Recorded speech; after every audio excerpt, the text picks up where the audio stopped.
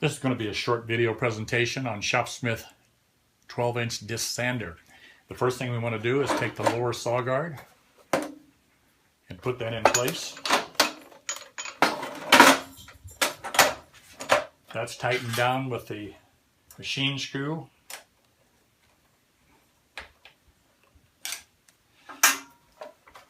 On the later models, these can be moved in or out. Once I have the lower guard in place, I'll take my disc sander. And remember, everything on your Shopsmith attaches to the main spindle the same way, and that's with the little set screw right here. So I'll set that down inside the guard, and also remember that we have a flat spot, a tapered flat on the shaft. So we'll line up the set screw with the tapered flat, make sure that's seated all the way back, and just tighten that down.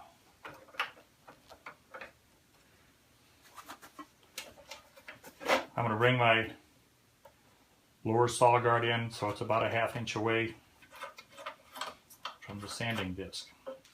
Next, I want to bring the disc sander and the table to about a ½ inch from each other. And I want to make sure the table is a little bit above the center line here. This is a great tool for doing freehand sanding. A couple of quick things on freehand sanding, or any sanding really on a disc sander. You always want to be sanding in the quadrant between here and here. In other words, from the center line here, center line here. So we want to sand here. And the reason for that is the rotation of the disc will hold the wood down onto the table. If we got back into this area, it could lift it up and it might get away from us. Yeah.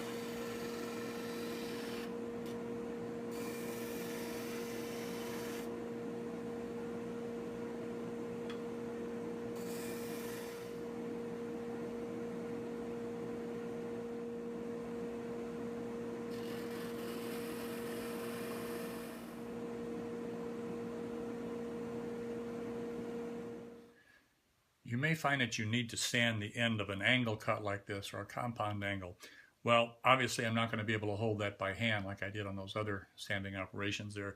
I need a way to secure this. I need a way to duplicate this angle. If it's a compound.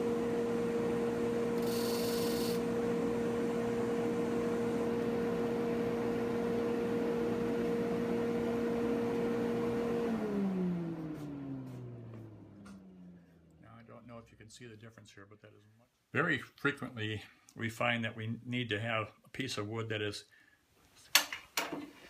but we're going to add one more feature here. I'm going to bring the rip fence over. Whichever model you have, you should have a rip fence with it. And this is designed just to back up my piece of wood. Now, to be sure everything is sanded to the right length, put a line on your piece of wood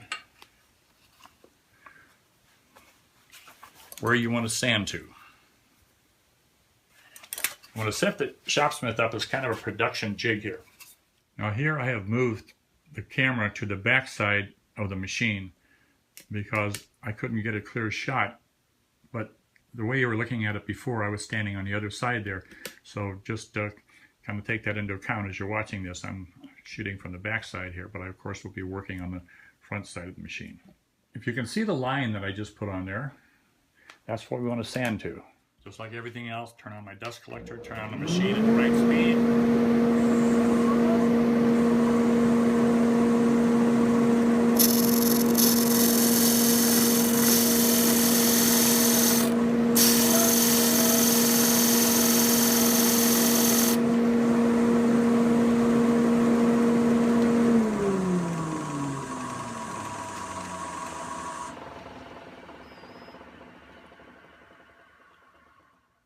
And here's what I think is one of the best features of your Shopsmith disc sander. You can actually sand pieces to length very easily using the dial that you see here.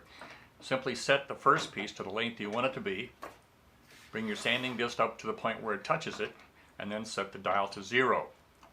That will put a stop exactly at that place. So once you've set the dial to 0 and lock the quill feed lock, you'll be able to sand as many pieces as you like. They'll come out smooth and square, trued up, and exactly the same length. And so many of our projects require that, and this makes it easy and gives us much better results.